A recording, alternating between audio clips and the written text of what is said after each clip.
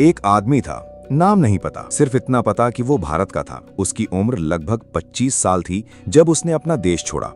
वो अपने सूटकेस में कुछ कपड़े लेकर गया, एक छोटी सी बचत लेकर गया और एक मिशन लेकर गया जिसके बारे में उसका अपना परिवार भी नहीं जानता था। वो पाकिस्तान के एक शहर में गया, कराची। वहां उसने एक छोटी सी दुकान खोली, कपड़े की दुकान, बहुत ही साधारण। सुबह दुकान खोलता, शाम को बंद करता, पास की मस्जिद में नमाज पढ़ता, पड़ोसियों से हाथ मिलाता, चाय पीता। कोई शक नहीं करता था, कोई नहीं जानता था कि ये साधारण सा कपड़ा विक्रेता असल में कौन था। ये था द ट्रेडर, एक भारतीय जासूस जिसने 20 साल अपनी जान की बाजी लगाकर दुश्मन मुल्क में गुजार दिए। इस कहानी की शुरुआत होती है 1980 के दशक में। भारत और पाकिस्तान के बीच तनाव चरम पर था। खुफिया एजेंसियां एक दूसरे की नींद उड़ाए हुए थीं। रॉ यानी रिसर्च एंड एनालिसिस विंग को पाकिस्तान के अंदर एक ऐसे शख्स की जरूरत थी जो सालों तक वहां रह सके, जो कोई काम न करे, सिर्फ सुनता रहे, देखता रहे, जानकारी जुटाता रहे। उसे कोई आतंकी नहीं बनना था, कोई बड़ा अफसर नहीं बनना था, उसे सिर्फ एक आम आदमी बनना था, इतना आम कि उस पर किसी का ध्यान न जाए। ये काम बहुत मुश्किल था, क्योंकि एक आम आदमी बनकर रहना दुनिया का सबसे कठिन काम है। और ये जिम्मेदारी दी गई एक ऐसे युवक को जिसने अभी खुफिया एजेंसी में भर्ती हुए कुछ ही साल हुए थे। उसका असली नाम तो कुछ फाइलों में दर्ज है, लेकिन आज तक किसी को नहीं पता। उसे एक नया नाम मिला, एक नई पहचान मिली, एक नई जिंदगी मिली। वो पहली बार पाकिस्तान पहुंचा तो रात का वक्त था। सीमा पार करते हुए उसके दिल की धड़कन तेज थी। अगर उसे पकड़ लिया गया तो न कोई उसे बचाने आएगा, न कोई उसका हाथ पकड़ेगा। वो अकेला था। उसने एक छोटा सा मकान किराए पर लिया।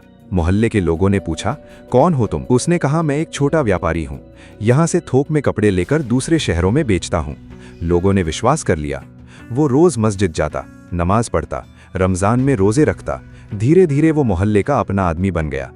पहले साल उसने कुछ खास जानकारी नहीं भेजी, क्योंकि उसे अपनी जगह पक्की करनी थी। तब तक उसकी असली पहचान कोई नहीं जानता था। दूसरे साल उसने एक छोटी सी दुकान ली, बाजार में कपड़े की दुकान। दिन भर दुकान में बैठा रहता, ग्राहक आते जाते, मोहल्ले के लोग आते, चाय की दुकान पर बैठता, बातें करता, सुनता, बस सुनता रहता। यही उसका काम था, सुनना। कभी कोई पुलिस वाला अपनी परेशानी बताता, कभी कोई फौजी दारू पीकर राज खोल देता, कभी कोई अफसर अपने प्रमोशन की बात करता। वो सब सुनता। फिर रात को जब शहर सो जाता, तब वो अपने कमरे में बैठकर छोटे छोटे कागजों पर नोट्स बनाता। किस कंपनी का सामान कहाँ जा रहा है, कौन सा ठेकेदार सेना के लिए काम कर रहा है, किस शहर में नई सैन्य छावनी बन रही है। ये सब छोटी छोटी सूचनाएं थीं, लेकिन इनसे बड़ी तस्वीर बनती थी। साल 5वां था, उसकी शादी हो गई, एक स्थानीय लड़की से, पड़ोसी के कहने पर। उसने सोचा था कि शादी नहीं करनी चाहिए, लेकिन अकेले आदमी पर हमेशा शक होता है, परिवार वाला आदमी ज्यादा भरोसेमंद लगता है। उसने शादी कर ली। बीवी को कभी पता नहीं चला कि उसका पति असल में कौन है। उसके बच्चे हुए, एक बेटा, एक बेटी। वो उनसे प्यार करता था, सच में। लेकिन हर रात जब सब सो जाते थे, वो उठता था और अपने असली देश के लिए जानकारी इकट्ठा करता था। कल्पना कीजिए, 20 साल वो एक ऐसे मुल्क में रहा जो उसके अपने देश का दुश्मन था। 20 साल उसने झूठ बोला। हर सुबह उसने अपनी बीवी की आंखों में देखकर झूठ बोला। हर रात उसने अपने बच्चों को जो दुआ सिखाई, वो दुआ भी झूठ थी, और ये झूठ उसकी जिंदगी का आधार बन गया था। 2000 का दशक था। उसकी दुकान अब बड़ा कारोबार बन चुकी थी। वो मोहल्ले का सबसे अमीर आदमी नहीं था, लेकिन सम्मानित जरूर था। उसके बेटे ने इंजीनियरिंग की पढ़ाई की, बेटी की शादी एक फौजी परिवार में हुई। उसकी ससुराल वालों को गर्व था कि उनके दामाद एक ईमानदार व्यापारी हैं। लेकिन उसी घर में रात को जब कोई नहीं देखता था, तब वो रॉ के लिए कोडेड मैसेज तैयार करता था। कभी फोटोग्राफ, कभी मैप, कभी नंबर। जानकारी पहुंचाने के लिए वो कभी किसी कुरियर का इस्तेमाल करता, कभी कोई डेड ड्रॉप बनाता, कभी अपने सामान में छिपाकर सीमा पार भेज देता। उसकी जानकारी की वजह से भारत को कई बड़े हमलों का पता पहले ही चल गया। कई आतंकी साजिशें नाकाम हुईं, कई जानें बचीं, लेकिन उसका नाम कहीं नहीं आया। उसके काम का कोई पुरस्कार नहीं मिला।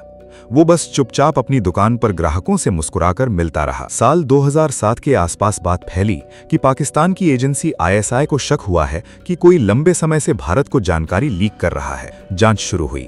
कई लोगों को पकड़ा गया, कई मारे गए। उसकी नब्ज दौड़ गई। उसने रॉ से संपर्क किया। उसने कहा, मुझे निकाल लो, मेरा समय खत्म हो गया है। लेकिन रॉ ने कहा, अभी और रुको, एक और जानकारी चाहिए। वो रुका। उसने अपनी जान जोखिम में डालकर वो जानकारी भी भेज दी, लेकिन तब तक बहुत देर हो चुकी थी। ISI ने उसका एजेंट से संपर्क पता लगा लिया। एक दिन वो अपनी दुकान पर बैठा था। दोपहर के 2 बज रहे थे। बाजार में भीड़ थी। अचानक 4 कारें आकर रुकीं। उनमें से काले कुर्ते वाले लोग उतरे। वो उसे ले गए। उसकी बीवी चिल्लाई, उसके बच्चे रोए, पड़ोसी खड़े देखते रहे। किसी को समझ नहीं आया कि आखिर हुआ क्या है। उसे ले जाया गया एक अंधेरे कमरे में। पूछताछ शुरू हुई। उनके पास सबूत थे। उसने बता दिया, सब कुछ बता दिया।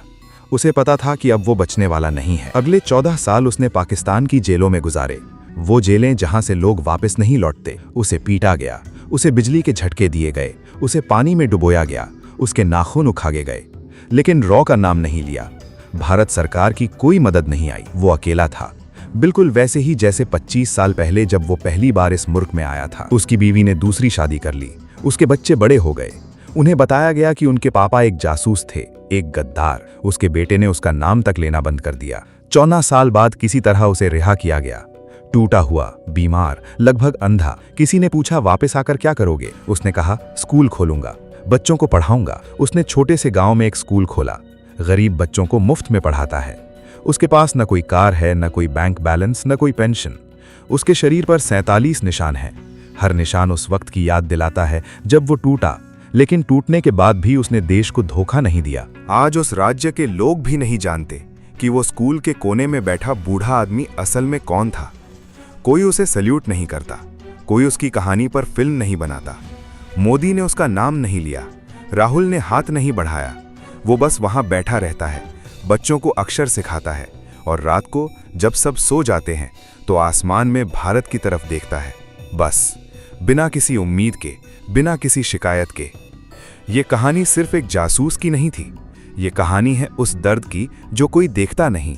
ये कहानी है उस बलिदान की जिसकी रसीद कभी किसी को नहीं मिलती। द ट्रेडर, एक आदमी जो बिका नहीं, लालच में नहीं आया, सालों तक अकेला रहा, किसी से शिकायत नहीं की। आज भी जब आप LAC में बैठे हैं और चाय पी रहे हैं, कोई न कोई उस बूढ़े की तरह किसी अंधेरे कमरे में हमारे लिए मर रहा होता है, बस हमें पता नहीं चलता। इस कहानी से हमें क्या सीख मिलती है? सबसे बड़ी सीख ये है कि देशभक्ति चिल्लाने का नाम नहीं है, देशभक्ति चुपचाप सब कुछ खो देने का नाम है।